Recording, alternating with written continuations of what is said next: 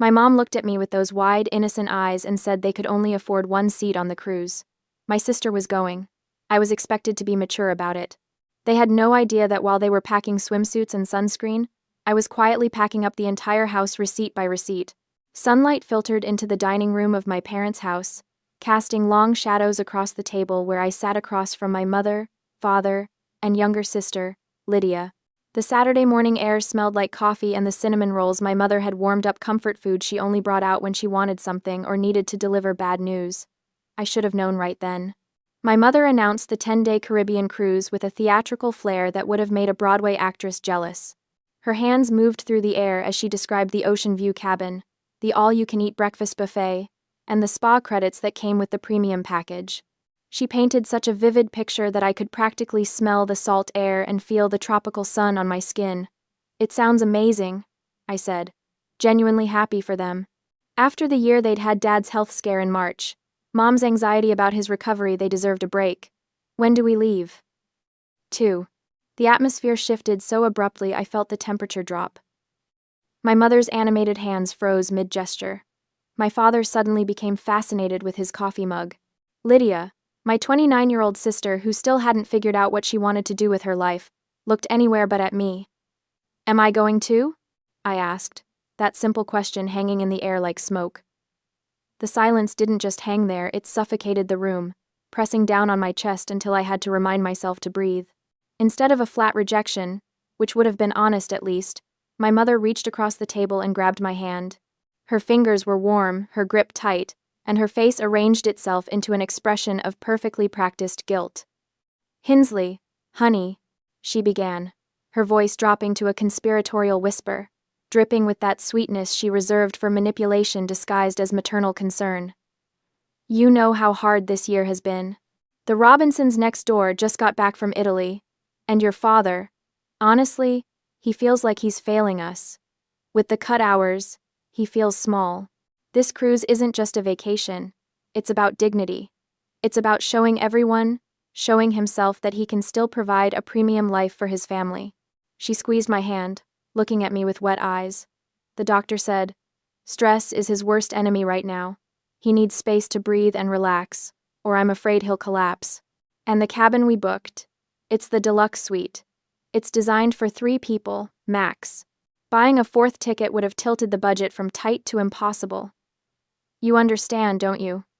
You've always been the sacrifice hitter for this team, Hinsley. We need you to take one for the team so your father can feel like a king for 10 days. I wanted to point out that Dad's need for dignity had never stopped him from inviting his poker buddies over to crowd around the dining table I'd bought. But I stayed quiet. And Lydia, Mom continued, her eyes getting misty on cue. She's so fragile right now. The situation with Trevor really shattered her. She needs this trip to find herself, to heal, to remember who she is without a man defining her." Lydia nodded solemnly, playing her role to perfection. Never mind that she'd been the one who cheated on Trevor, or that she'd bounced back within a week by going out clubbing every night. My mother's phrasing, "the situation," was a masterclass in rewriting history to make Lydia the victim. Then came the killing blow, delivered with surgical precision. "You've always been the rock, Hinsley, the strong one, the responsible one." My mother squeezed my hand tighter. "We knew you'd be the only one mature enough to understand why we couldn't make it work for 4 people. You'll be fine holding down the fort, won't you? Someone needs to stay here, water the plants, collect the mail. You understand, don't you, sweetheart?" It wasn't a question. It was a command wrapped in flattery, a weaponized compliment designed to silence any protest before I could form one. My father finally looked up from his coffee mug, clearing his throat. "It's been a tough year financially, Hinsley. We had to make some hard choices to keep up appearances.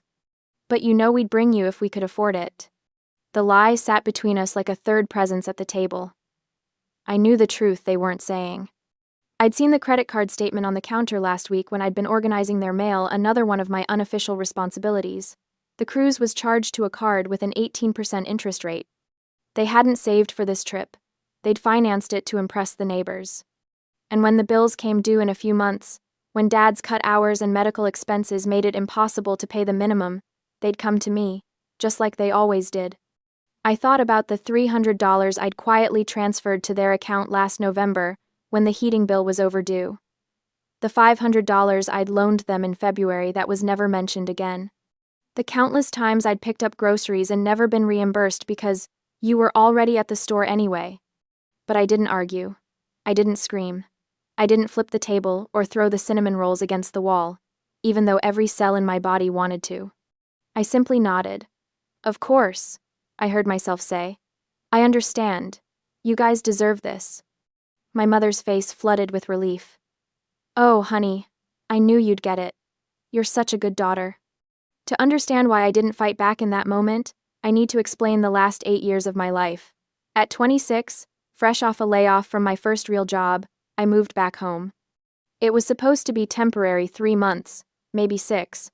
There was no lease, no rental agreement, just a verbal understanding that I'd help where I can while I got back on my feet. I got back on my feet within 4 months. I landed my current job as an operations coordinator for a logistics company. It's not glamorous, and I'm not wealthy, but I make decent money and I'm good with budgets. Really good, but I never left. The help where I can evolved like a slow-growing tumor. First, it was contributing to groceries. Then the internet bill, because you use it the most for your work-from-home days. Then the electricity, because you leave your laptop charging overnight. Within a year, I was covering 3 utilities and buying household necessities whenever I noticed we were running low. Then came the furniture. The old sofa collapsed one Saturday morning, springs bursting through the cushions. I bought a replacement $1,200 for a decent sectional that would last. The television died during the Super Bowl. I bought a new one $800 for a smart TV with all the streaming capabilities my parents suddenly couldn't live without. The washer and dryer gave out 2 years ago. I replaced them both $1,500 because my mother said she'd never trust a used appliance again after our old one flooded the laundry room. Kitchenware, because our old pots were practically antiques. Dining table, because the old one was an embarrassment when we have guests. Small appliances, a new microwave, a coffee maker, a stand mixer. My mother insisted she needed and used exactly twice. Over $15,000 in total. I'd never added it up until recently, but the number lived in my mind now, a constant reminder. I wasn't wealthy. I was careful. I saved. I planned. Every purchase was a small sacrifice I told myself was temporary, an investment in family harmony. Meanwhile, Lydia lived like a bird, floating from one experience to another. She traveled to Mexico, to Colorado, to New York City. She went to concerts and music festivals. She changed jobs the way normal people change socks, never staying anywhere long enough to build savings or stability. And she was never asked to contribute a single penny, because she needs experiences, and she's still finding herself. I was 34. Apparently, I'd found myself years ago, and myself was a doormat. Saturday morning arrived with painful normalcy. The driveway bustled with activity suitcases being loaded, last-minute items being remembered. My mother's frantic energy as she triple-checked passports and boarding passes. I stood on the porch, watching the organized chaos like a spectator at someone else's life. Now remember, my mother said, turning to me with her travel purse already slung over her shoulder. Water the plants twice a week, the fern is fussy, so check the soil before you water it. Collect the mail daily, I don't want the box overflowing, and keep the house tidy, please. We'll be exhausted when we get back, and I'd hate to come home to a mess. Got it, I said. My father gave me an awkward side hug, the kind that said, I feel vaguely guilty but not enough to change anything.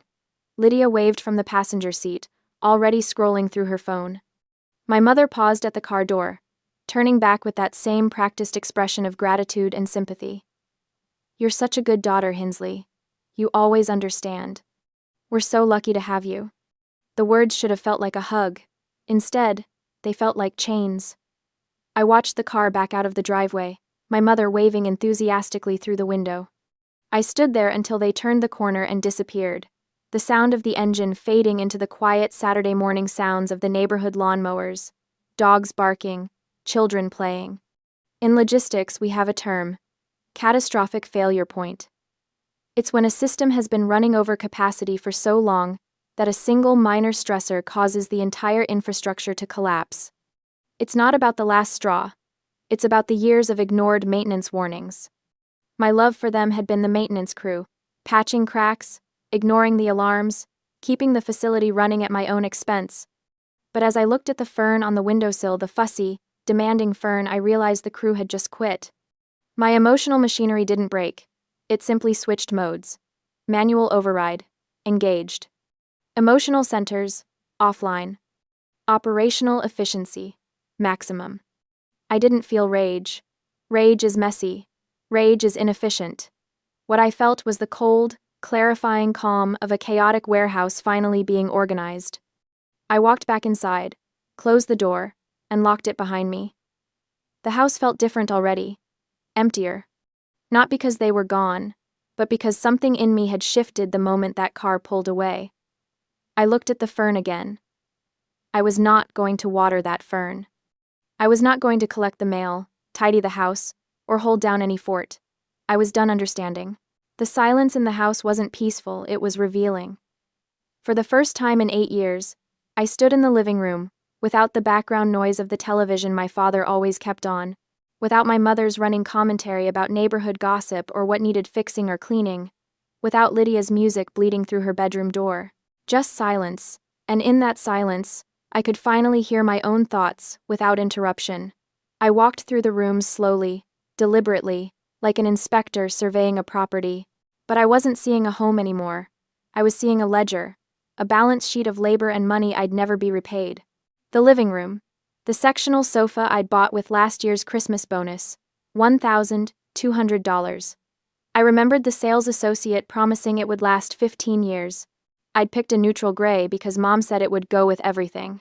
I ran my hand over the cushions, thinking about the 15 years I was supposed to have with this piece of furniture. Years I'd apparently gifted to people who couldn't even afford to take me on a cruise.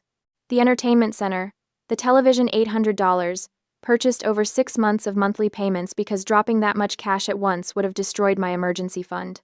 I'd set up all the streaming services, taught Dad how to use the remote, and watched my recommendations fill up with shows I never picked. The dining room, the table I'd saved 3 months to buy, another $600 that somehow never got discussed as my table, but became the family table within a week.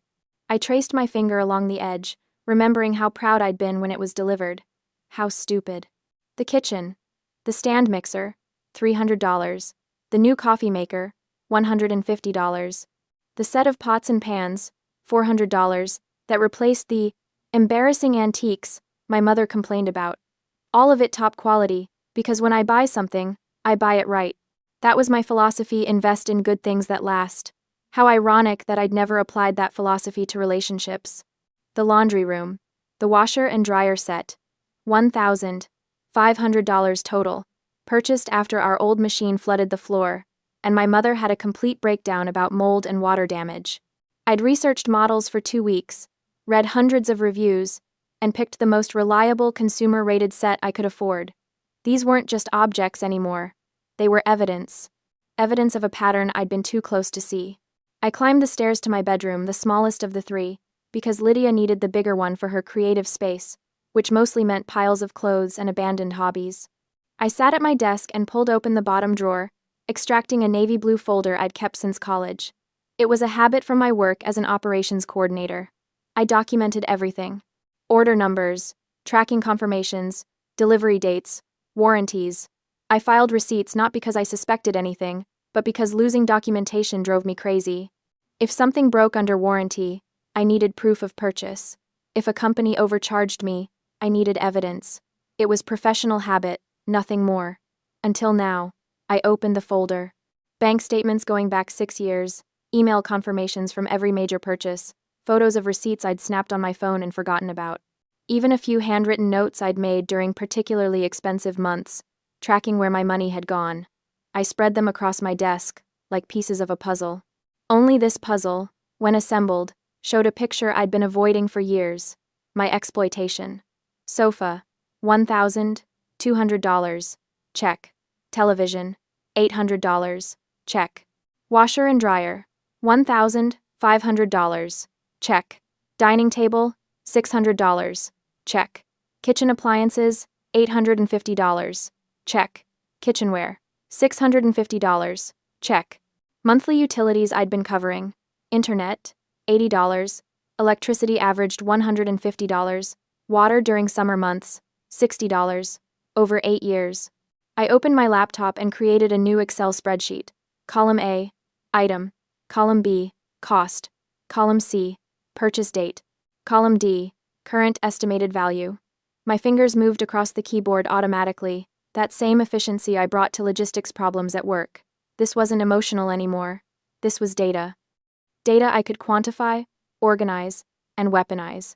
Total spent, $15,340. The number glowed on my screen like an accusation. $15,340. That was a decent used car. That was a year of rent. That was 6 months of savings I didn't have because I'd been furnishing someone else's life. This wasn't about the cruise. The cruise was just the final insult, the moment the pattern became impossible to ignore. This was about 8 years of being the responsible one, the rock, the daughter who always understands while being systematically drained. I closed the spreadsheet and sat back in my chair, staring at the ceiling. A water stain shaped like a cloud marked the corner, something I'd noticed 2 years ago and offered to have fixed. "Don't worry about it," Dad had said. "We'll get to it eventually." Eventually never came, but my contributions always did. The realization didn't crash over me like a wave. It crystallized, sharp and clear. I needed to leave, not eventually, not after the cruise. Not after having a family meeting, where I'd be gaslit into staying for just a little longer. Now, while they were gone. While I had 10 days to execute without interference. I opened my laptop again, but I didn't waste time browsing apartment listings or waiting for credit checks that take weeks. I'd learned long ago that residential moves are slow, bogged down by applications, reference checks, security deposit negotiations, and landlords who take forever to respond. Instead, I pulled up my corporate contacts from work. Our logistics company partners with corporate housing providers, furnished executive suites, designed for relocated employees, traveling consultants, people in transition, who need move-in-ready solutions immediately. I scrolled through my saved emails until I found it. Coastal Executive Suites. I'd booked accommodations there for visiting regional managers at least a dozen times. I knew their process. I knew their turnaround time. And I knew they valued corporate relationships, which meant minimal paperwork and fast approval. I called the direct line, bypassing the website entirely. Coastal Executive Suites, this is Marcus.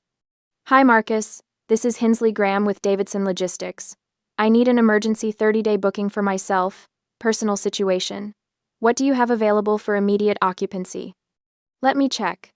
We have a 1-bedroom ocean view suite available now. It's $2,500 for the month. All utilities included. Fully furnished, kitchen stocked with basics. Would need a credit card hold and your corporate employee ID for verification.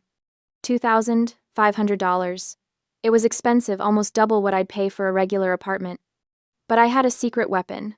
An emergency fund I'd been quietly rebuilding since the washer and dryer disaster 2 years ago, specifically for a catastrophic event. I just didn't realize until now that the catastrophic event would be my own liberation. Perfect. I'll take it. How quickly can you have the paperwork ready? Give me 2 hours, I'll email everything over. I hung up and stared at my phone. 2 hours. In 2 hours, I'd have a place to go. A place that was mine, where I didn't owe anyone anything, where the furniture belonged to the rental company and I could walk away when the lease ended without leaving thousands of dollars behind. My hands weren't shaking. They should have been. This was the biggest decision I'd made in years, but they were steady. This was how I operated under pressure at work. Identify the problem, find the most efficient solution, execute without emotion. Hesitation was the enemy of logistics. I spent those 2 hours not panicking, but planning. I pulled up a mental inventory of what I actually needed to take. My clothes, my laptop, my documents, my personal items. Everything else in this house, the furniture, the appliances, the kitchenware, belonged to me by purchase, but they could stay. Let them keep it. Let them realize exactly what I'd provided the moment it was gone. No, wait, not everything would stay. I walked back downstairs, through each room, taking mental notes. The sofa stays. The TV stays. The washer and dryer stay. But I'd take the coffee maker, the good one, the one I bought because I actually like good coffee. I'd take the stand mixer my mother used twice. I'd take half the kitchenware, the pieces I actually used when I cooked for myself. No, wrong approach. That was thinking like someone who still cared about being fair. New strategy. I'd take everything I bought, everything with a receipt, everything I could prove was mine, and I'd leave behind only what I felt generous enough to leave. My email pinged. The rental agreement from Coastal Executive Suites, ready for digital signature. I read through it carefully, occupational hazard before signing. Move-in date, Tuesday. That gave me 3 days to execute the move during normal business hours, when none of the neighbors would question a moving truck. I set up mail forwarding online, effective Tuesday. My bank, my insurance company, my credit cards, all of it routing to the new address. On Sunday afternoon, sitting in my bedroom with signed contracts and a moving date secured, I felt something I hadn't felt in years. Control. I wasn't the daughter helping out anymore. I wasn't the rock, the responsible one, the mature person who always understands. I was Hinsley Graham, operations coordinator, and I was executing the most important logistics operation of my life, extracting myself from people who'd mistaken my competence for compliance. The plants could die, the mail could pile up, the house could sit empty and waiting. I had a beach view suite to move into, and 10 days to disappear before they ever knew I was gone. 2 days later, on a Tuesday morning that felt suspiciously ordinary, the quiet of the neighborhood was shattered by the low rumble of a professional moving truck backing into my parents' driveway. I had scheduled the movers for 8 a.m. sharp, early enough that most of the neighbors would already be at work, but late enough that I wouldn't look like I was sneaking around in the dark. The physical dismantling of my parents' house began with surprising efficiency. The crew chief, a stocky man with weathered hands and a clipboard, approached me at the front door. "Everything marked goes?" he asked, scanning the interior with professional indifference. I nodded, my throat tight but my resolve ironclad. Everything with a yellow tag, nothing else. Dough, and... I had spent Sunday afternoon walking through the house with a roll of bright yellow stickers, methodically marking every single item I had purchased over the past 8 years. The sofa, where my mother held court during her phone marathons, yellow tag. The flat-screen television my father watched for hours while I cooked dinner after work, yellow tag. The dining table where Lydia never helped clear dishes, yellow tag.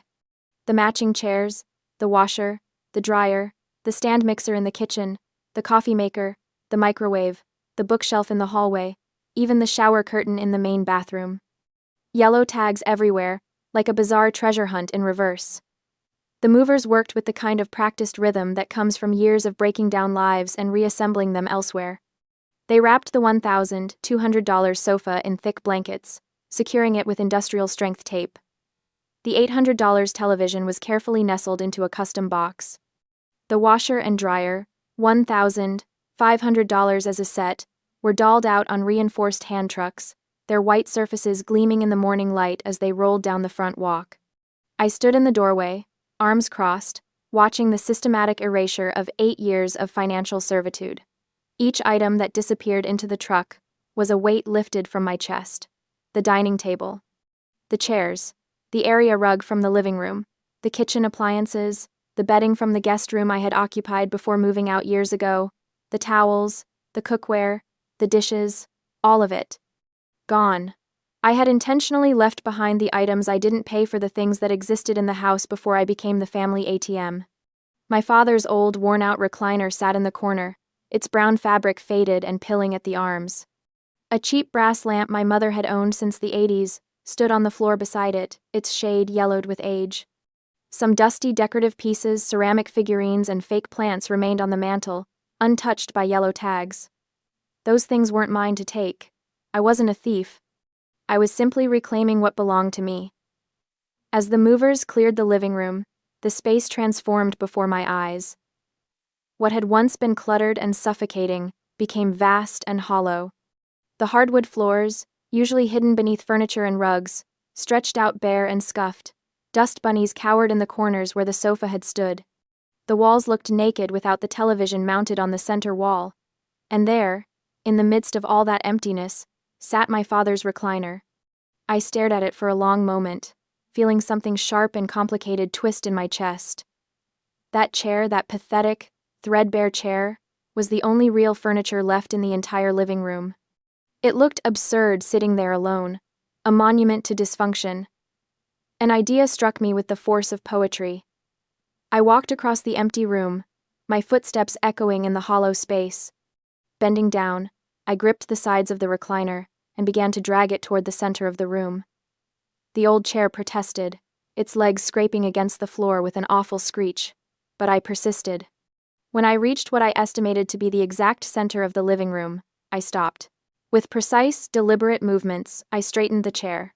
I adjusted it left, then right, eyeing the angles from different positions in the room until it was perfectly centered. I stepped back, studying my work with the critical eye of an artist evaluating a gallery installation. There. Perfect. The recliner sat alone in the vast, empty void like a throne in an abandoned kingdom. It was a visual representation of the irony that had defined my life for nearly a decade. I had just treated that worthless chair with more care, more respect, and more consideration than my parents had ever shown me. The room didn't feel sad. It felt honest. "That's the last of it," the crew chief called from the front door. "We're heading to the executive suite now. You following us there?" "Yes," I said, taking one last look around. "I'll be right behind you." My friend Paige Holloway met me at the executive suite to help me settle in. She arrived carrying 2 iced coffees and wearing her trademark leather jacket, her auburn hair pulled back in a messy bun. Paige had been the first outsider to validate my reality when I finally confessed the extent of my family's financial exploitation months ago.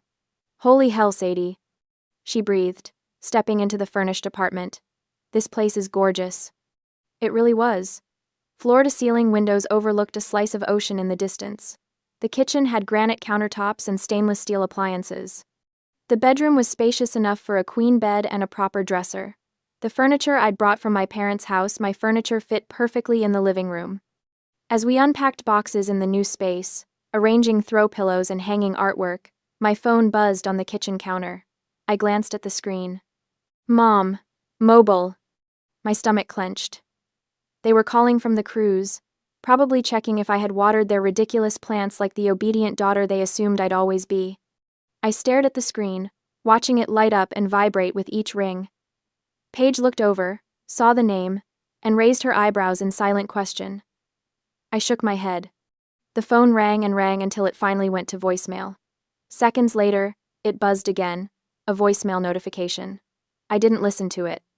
I turned the phone face down on the counter and went back to unpacking. "You okay?" Paige asked quietly. "I'm perfect," I said, and I meant it. I spent the rest of the week settling into my new life. The executive suite became my sanctuary, a place where nobody demanded anything from me, where I could eat cereal for dinner if I wanted, where the only person I had to answer to was myself. The peace was terrifying at first. I kept expecting my mother to call with some emergency, some crisis that required my immediate financial intervention. I kept anticipating my father's guilt-tripping texts about his health, but my phone stayed quiet. They were on a cruise ship somewhere in the Caribbean, blissfully unaware that their safety net had vanished. Every morning, I woke up in my own space. I made coffee in my own coffee maker. I sat on my own sofa and looked out at the ocean.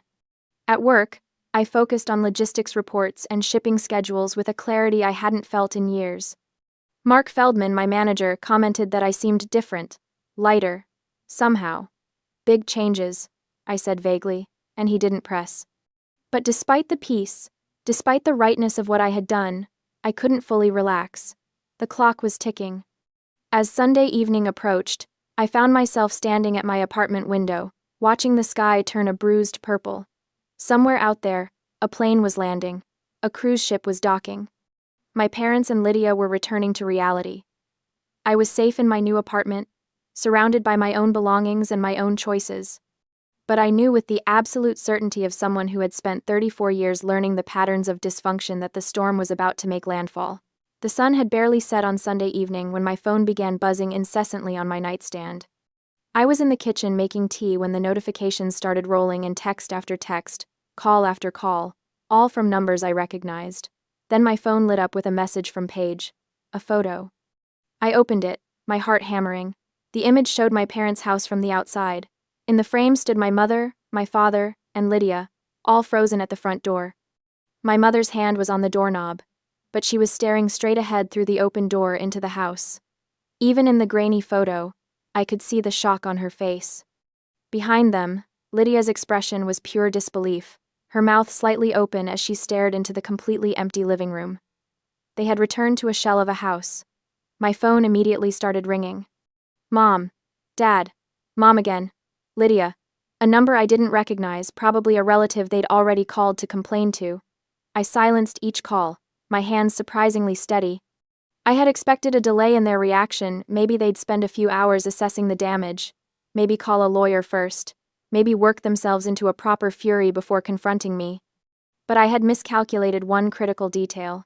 My phone buzzed with a notification that made my blood run cold.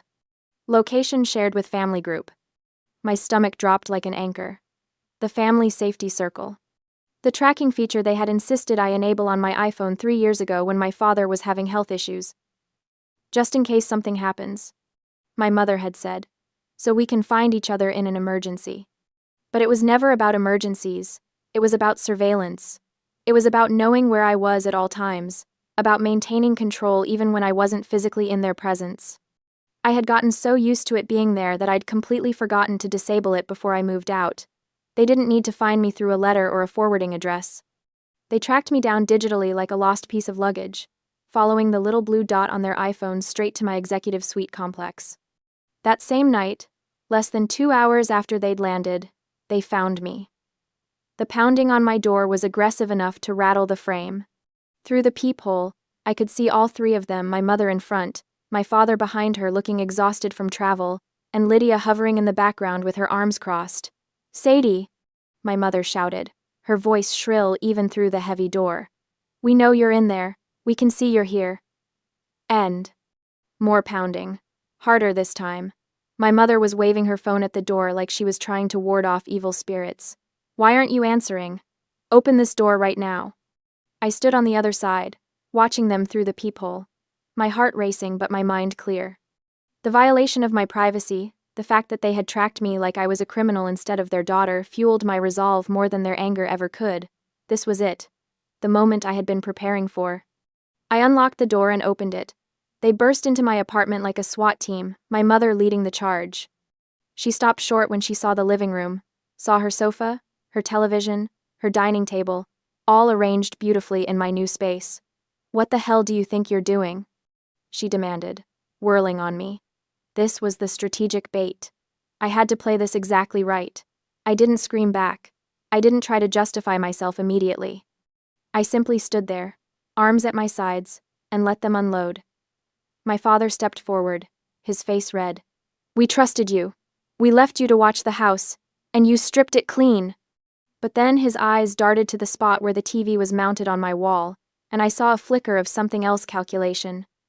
He wasn't just mad the TV was gone. He was mad because he knew exactly who bought it. He knew the argument he was about to lose, and he was trying to shout loud enough to drown out the facts. Do you have any idea what we came home to? My mother's voice was climbing into hysteria. The house is empty. There's nothing left. Just your father's old chair sitting in the middle of the room like some kind of sick joke. Lydia finally spoke up from her position near the door, her voice dripping with disdain. I always knew you were jealous of me, but this is pathetic even for you. Jealous? I repeated quietly. Don't play dumb, Lydia snapped. You did this because you weren't invited on the cruise. Because Mom and Dad chose to spend time with me instead of their bitter, angry older daughter who's never had any fun in her life. My mother nodded vigorously. That's what this is really about, isn't it? You're punishing us for leaving you behind. You took everything we have because you couldn't stand that we were happy without you. You left us with nothing, my father added, and there was something in his voice that might have been genuine hurt if I didn't know better. How could you be so cruel? I let the accusations wash over me like waves. Each one was designed to make me feel guilty, to make me apologize, to make me put everything back and resume my role as the family ATM.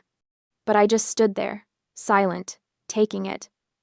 To them, my silence looked like guilt. My lack of defense looked like shame. I appeared to be taking the hit, absorbing their rage like I had always absorbed their demands and manipulations. My mother studied my face, searching for cracks. When she saw what she interpreted as defeat, her posture shifted. She had won. Or so she thought. We'll deal with this later, she said coldly, already turning toward the door. When you've had time to think about what you've done. They left in a huff of righteous indignation, my mother's parting words hanging in the air. You're going to regret this. The door closed behind them. I stood in my living room, surrounded by my own furniture, and allowed myself a small, grim smile. They thought they had the moral high ground. They thought I was just a bitter daughter who had acted out in a moment of petty revenge. They had no idea what was coming. Emboldened by my lack of defense, they launched their smear campaign within 24 hours. The story spread through the family network like wildfire. Phone calls to relatives, posts on social media that carefully avoided specifics, but painted a clear picture of victimhood. Whispered conversations in church parking lots and grocery store checkout lines. The narrative was simple and devastating. I had abandoned them.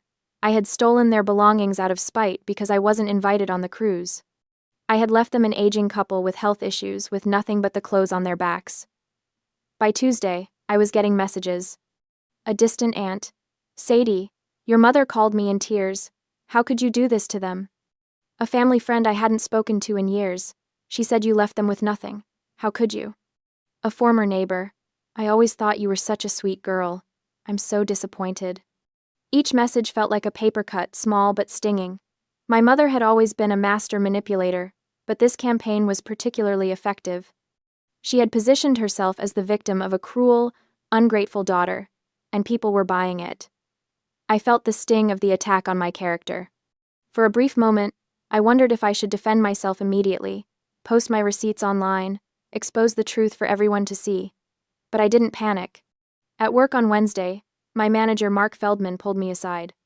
He was a no-nonsense man in his 50s, who had always treated me with respect and fairness, qualities I had learned to appreciate after 34 years of conditional family love.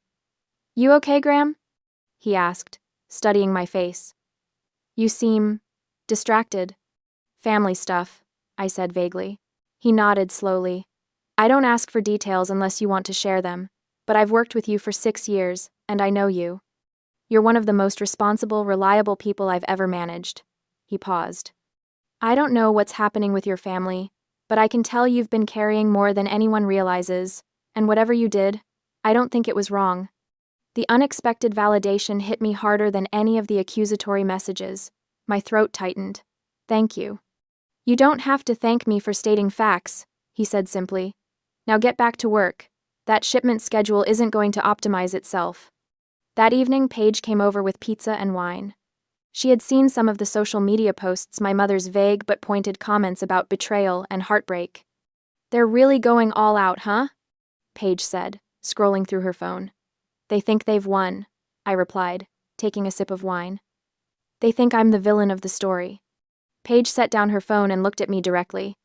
If taking your own things back makes you the villain in their story, then the problem existed long before you emptied that house. She was right, and more importantly, I was ready. I had let them take their shot. I had let them paint me as the bad guy. I had given them just enough rope to hang themselves. Now it was time to spring the trap. The phone calls had been relentless. 3 days of nonstop harassment from relatives I barely spoke to, suddenly very concerned about family unity and respect for your parents. Aunt Carol, who hadn't invited me to Thanksgiving in 5 years, left a voicemail calling me selfish and cruel. Uncle Jim texted paragraphs about how disappointed Grandma would be, never mind that Grandma had been dead for 7 years and never met half the furniture they were crying about. The smear campaign was working exactly as Mother had designed it. I was the ungrateful daughter, the thief, the one who abandoned her poor, struggling parents while they were on vacation. I let them talk. I let the rumors spread like wildfire through our extended family's group chats and Sunday dinner gossip sessions. I didn't defend myself, didn't explain, didn't justify. I just waited. Because I knew something they didn't. The truth had receipts. The meeting was Mother's idea, naturally. She called it a family discussion to resolve this situation. Her voice on the phone had that practiced tremor, the one she used when she wanted people to think she was barely holding it together. We need to talk about this, Hinsley. Face to face. Like adults. I agreed immediately. Too immediately. Probably, because there was a pause on her end, a flicker of uncertainty before she recovered. Tomorrow. 2 o'clock. At the house. I'll be there, I said. She expected an apology. She expected me to crack under the pressure of family judgment, to feel so guilty and ashamed that I'd bring everything back and beg forgiveness. She expected me to fold, the way I always had. I packed my iPad and a 3-ring binder into my messenger bag and drove to the house that no longer felt like home. They were waiting in the empty living room when I arrived, all 3 of them arranged like a tribunal. Mother sat in Father's old recliner, the only piece of furniture left in the entire house, positioned dead center in the room like a throne. Father stood beside her, arms crossed, trying to look stern despite the fact that he was leaning heavily on his cane. Lydia perched on the windowsill, scrolling through her phone with studied disinterest. The room echoed, every footstep, every breath. The absence of furniture made the space feel enormous and hostile. "You came," Mother said, as if she doubted it. "You asked me to." "We demanded it," Father corrected. "This has gone far enough, Hinsley." I set my bag down carefully on the floor and straightened. "I agree." Mother's eyes narrowed. "Then you understand why we're upset. You stole from us." "I took what was mine." "Family property." "No." My voice cut through hers, sharp and clean. "Not family property. My property. Purchased with my money. And I can prove it." I reached into my bag and pulled out the binder, first a thick, color-coded beast organized with the kind of precision that came from 8 years of running logistics operations. I set it on the floor between us with a satisfying thud. Then I pulled out my iPad, tapped it awake, and turned it to face them. "Everything I removed from this house," I said, my voice perfectly steady, "is something I paid for, and I have documentation for every single item." I opened the binder to the first tab section. Let's start with the living room. The spreadsheet on my iPad was a thing of beauty, color-coded, cross-referenced, sortable by date, by room, by cost.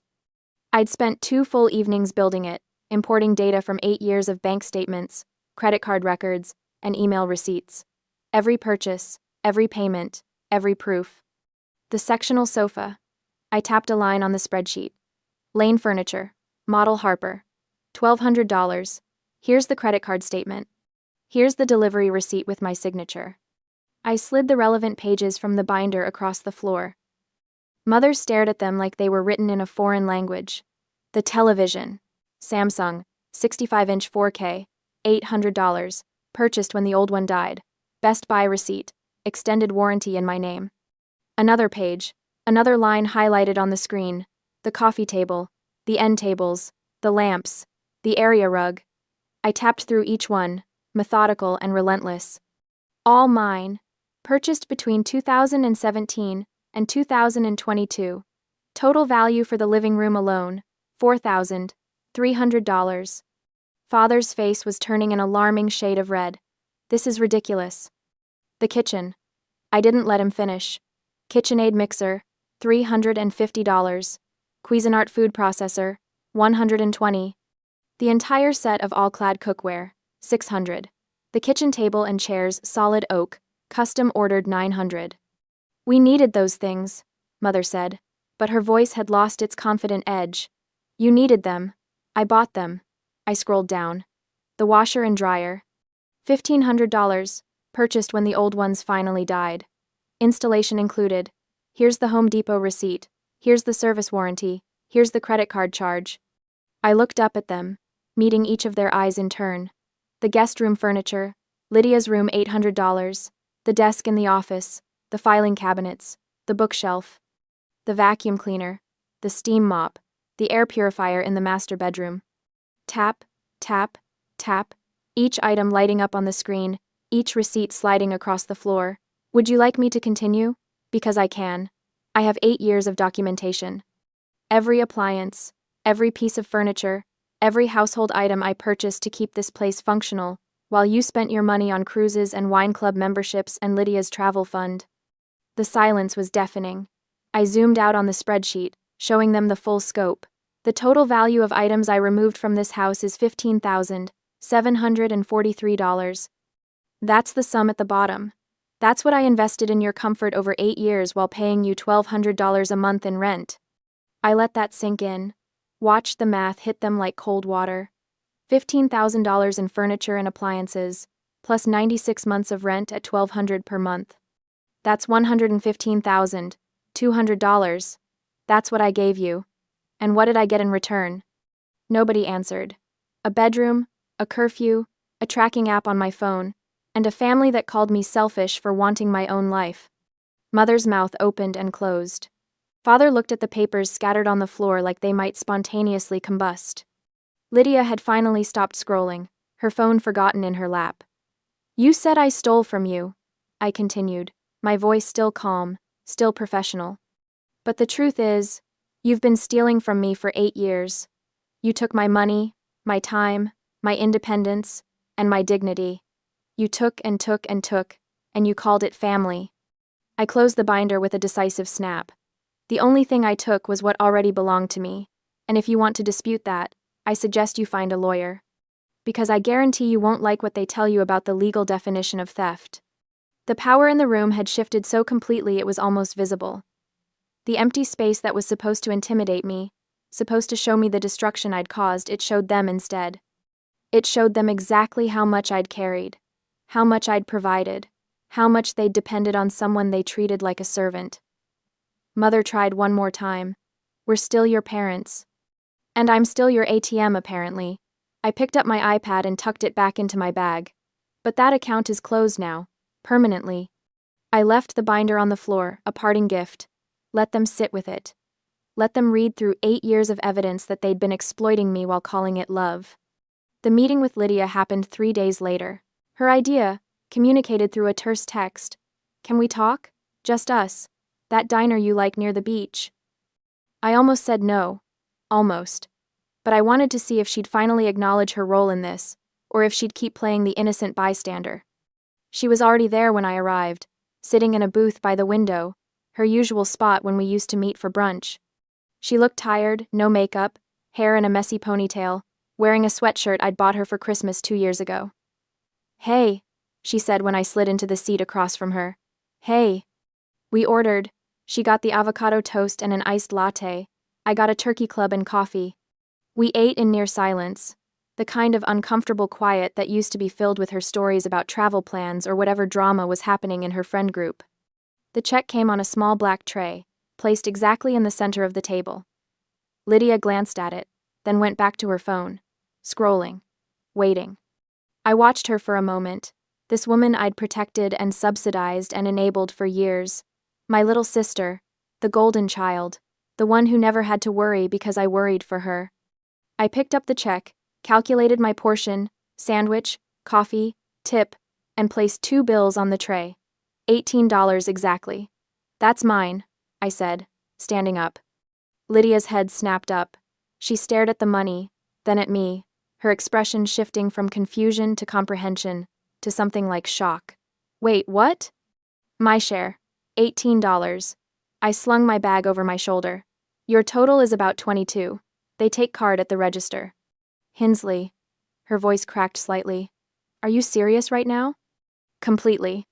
She looked down at the check again, then at the money I'd left, then back at me. In that moment, the reality crashed over her. Not the furniture, not the move, but this. This small, everyday interaction we'd had dozens of times, where I always paid because I always paid for everything. I can't believe you're doing this over $20, she said, but there was no heat in it, just disbelief. It's not about $20, Lydia. It's about the fact that you expected me to pay. Just like you expected me to pay for everything else. Just like you expected me to keep subsidizing your life while you figured out what you wanted to do with yourself. I didn't ask you to do any of that. You didn't have to. You just let me. I adjusted my bag. And you knew, didn't you? You knew Mom and Dad favored you. You knew they expected more from me than from you. You knew it was unfair. She didn't deny it. For once, she didn't deflect or play dumb or change the subject. Yeah, she said quietly. I knew. And you said nothing. Would it have changed anything if I did? It would have meant you saw me, really saw me, instead of just enjoying the benefits of my sacrifice. Lydia's eyes were shining now, but I felt nothing. No guilt, no sadness, no desire to comfort her. I'm sorry, she whispered. I'm sure you are. Sorry, it's over, probably.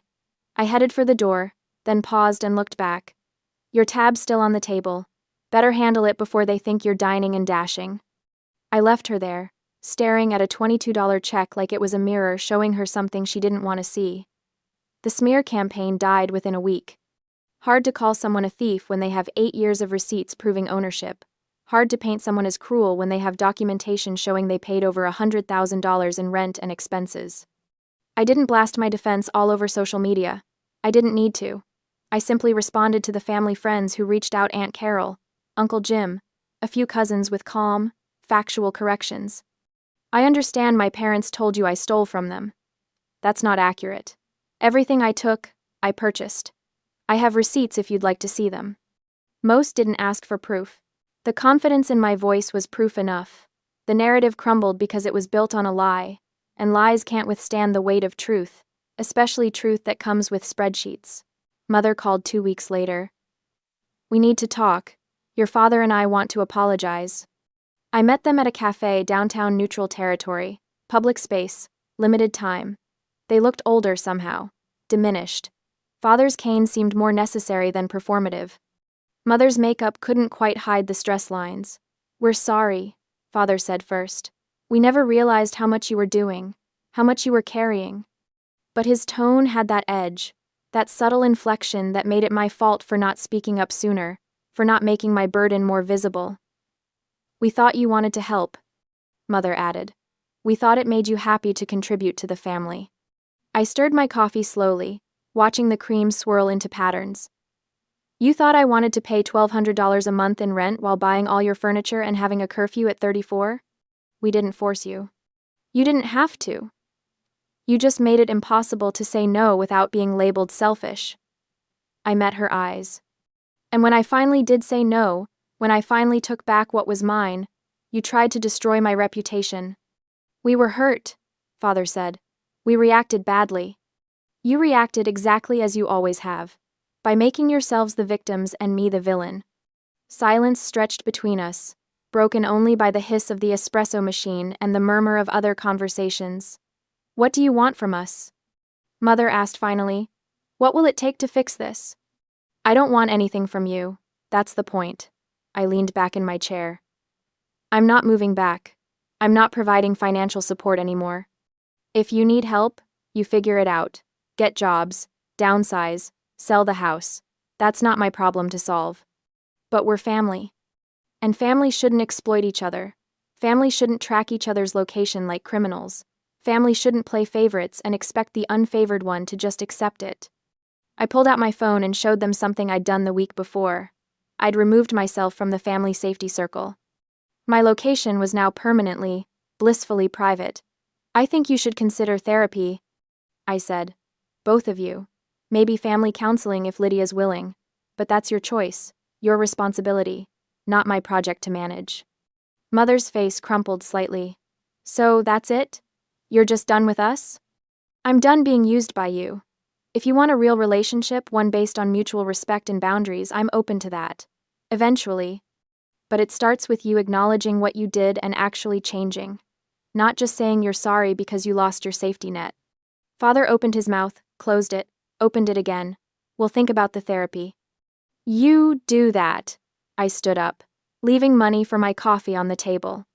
And while you're thinking, maybe consider what Lydia's going to do now that I'm not paying for her lifestyle either. I left them there, two people who'd spent so long taking that they'd forgotten how to give. The promotion came 6 weeks later. Mark called me into his office on a Thursday afternoon, his expression unreadable. Close the door. My stomach dropped. Had something gone wrong? Had they found some mistake in my work? Your organizational system for the Henderson account, he said, pulling up something on his computer. I showed it to the regional director. She was impressed. Very impressed. I blinked. Oh, thank you. We're creating a new position, Senior Operations Coordinator. It comes with a significant raise and your own team. He turned the monitor toward me, showing a job description that made my heart race. I'd like to offer it to you. The salary was $30,000 more than I currently made. $30,000 that would go into my savings, my investments, my future, not into someone else's mortgage or vacation fund. I accept, I said, my voice steady despite the joy flooding through me. Good. Mark smiled. Something rare for him. You've been carrying a lot outside of work, Hinsley. I don't know the details, but I've seen the change in you these last few months. You seem lighter. I am, I said. I finally put down something I should have never picked up in the first place. My apartment became home slowly, deliberately. I bought a new couch, not expensive, not fancy, but mine, chosen by me, for me. I hung artwork I actually liked, instead of generic prints. I filled the bookshelf with books I wanted to read, not ones that looked good for display. I planted herbs on the kitchen windowsill. Basil, rosemary, thyme. I watered them when they needed it, not when someone demanded it. I opened a high-yield savings account and watched the balance grow. Money that used to disappear into the void of family obligations now accumulated with purpose. Paige came over one Saturday with wine and takeout. We sat on my new couch, my space, and she raised her glass. To freedom, she said. To freedom, I echoed. Do you regret it? She asked later, after we'd exhausted all the easy topics. Leaving them? I thought about it honestly, thought about the empty living room, the shocked faces, the moment everything changed. No, I said. I regret staying as long as I did. I regret all the years I let them convince me that sacrifice equaled love. But leaving? I shook my head. Leaving was the sanest thing I've ever done. Have you talked to them since the cafe? Mother texts occasionally, lukewarm attempts at connection. Father sent a birthday card. I shrugged. Lydia got a job, apparently. Retail. Part-time. It's a start. And you? I'm good. Really good. Better than I've been in years. I looked around my apartment. Small, modest, but entirely mine. I'm not lonely. I'm not guilty. I'm just free. I look back now at the moment I walked out of that house with my things loaded into a truck, and I see it clearly. I didn't leave to punish them. I didn't leave for revenge or to teach them a lesson. I left to stop being used. I left to reclaim the life I'd put on hold for people who valued my utility more than my humanity. I left because staying would have killed something essential in me, the part that knew I deserved better, that believed I was worth more than an ATM with a heartbeat. They didn't recover quickly. The house went on the market 6 months later, too big, too expensive without my contributions. They downsized to a condo, made adjustments, faced consequences. But I recovered. I recovered the moment I drove away with my furniture and didn't look back. Some people call it selfish. I call it survival. Some people call it cruel. I call it necessary. Some people say family should forgive anything. I say family shouldn't require forgiveness for basic respect in the first place. I am not their villain. I am not their victim. I am simply someone who finally chose herself. And that choice, that single decision to value my own life as much as I'd valued theirs, changed everything. The apartment is quiet tonight. Peaceful. The kind of silence that feels like contentment instead of loneliness. My herbs are thriving on the windowsill. My savings account is growing. My career is flourishing. And I am free. Finally. Completely. Unapologetically free.